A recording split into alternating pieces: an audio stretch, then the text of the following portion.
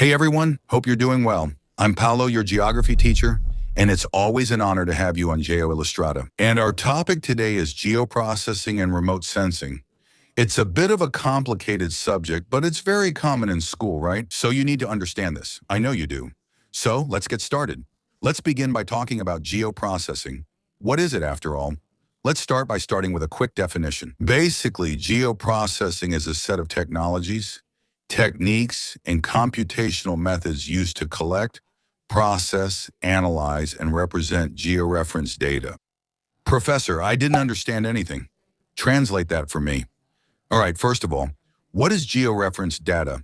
Basically, it's data that has spatial information, right? They're a location in geographic space.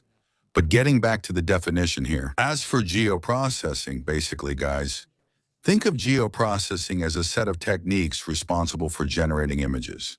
In this case, generating maps. And what are these maps, these images for? Well, there are many possible uses, but here I bring a few examples. Like urban planning, also used in agriculture to monitor, pests, crops in general, right? Things like that. And also for environmental monitoring, like controlling wildfires, deforestation, and so on. So in this sense, geoprocessing is important for various purposes, and it will cover different techniques and technologies for obtaining and processing information. So you have to pay attention to that. Geoprocessing involves both the process of obtaining and processing. Geoprocessing of geographic information. Pretty easy so far, right, guys? See, guys, it's not as complicated as it seems, right? But look, moving on within geoprocessing, we also have the infamous GIS. GIS, which stands for Geographic Information System. But what is this GIS? Well, GIS is something essential for representing geographic information. In other words, the map. In short, it's a tool for making maps. But it's not just limited to that, okay? Look, GIS involves a few things like hardware.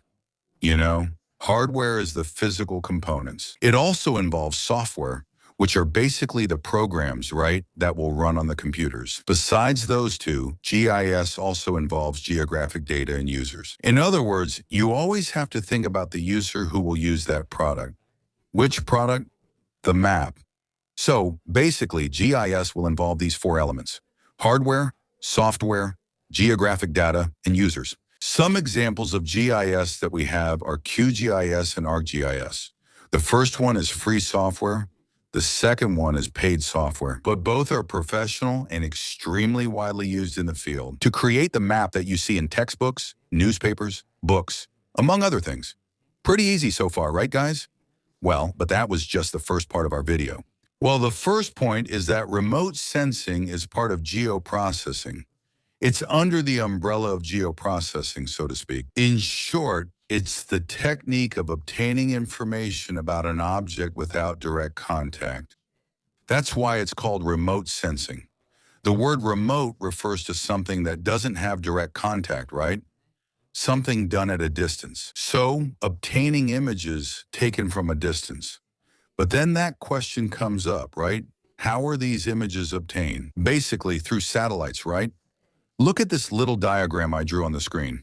It basically works like this. The sun emits radiation to the atmosphere. This radiation, when it collides with objects present on the Earth's surface, like houses, water, vegetation, and so on, this radiation comes into contact with this surface, and it will reflect back into the atmosphere. However, when it reflects, it will carry information with it, right, about these objects.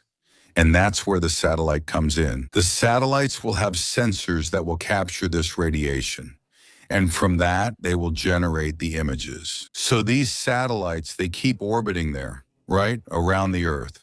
And from that, they keep capturing this energy. And that's how the images are generated. The radiation in question is called REM, electromagnetic radiation. To understand it, we have to talk a little about the electromagnetic spectrum. And here I'm going to try to bring out my physics side, okay? Which isn't my strongest suit. But anyway, let's try to understand a little about the electromagnetic spectrum. What is that, after all? Is it something you can eat? No, look. The electromagnetic spectrum shows the scale of electromagnetic radiation. Basically, it refers to the propagation of energy through space, combining electric fields and magnetic fields. And this scale of waves is the electromagnetic spectrum itself. Look at the image on your screen.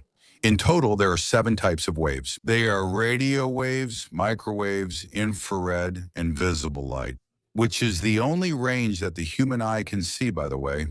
Ultraviolet, X-rays, and gamma rays. So, it's through electromagnetic radiation that remote sensing works.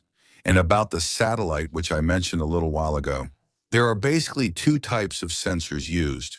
They are active sensors and passive sensors. Well, the active sensor is the one that, as the name suggests, right? It is active. Therefore, it has its own propagation mechanism, propagation of electromagnetic radiation. So it emits and collects by itself. The passive ones, on the other hand, do not. They take advantage of the radiation emitted by the sun, right?